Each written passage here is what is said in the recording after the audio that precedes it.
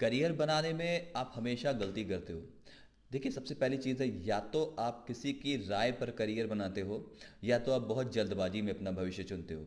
सबसे पहले अगर आपको अपना भविष्य चुनना है, अपना करियर बनाना है, तो सबसे पहले आपको क्या याद रखना है, वो ये है कि क्या ऐसा कोई काम है जिसको आप 15 से 16 घंटे कर लो और उसके बाद भी आपको थकान ना आए। अगर ऐसा कोई काम है तो वो आपके लिए बेहतर है। दूसरी चीज़ ये है कि अगर वो काम आपको बिना पैसे के भी करने को मिले तो क्या आप वो काम करोगे?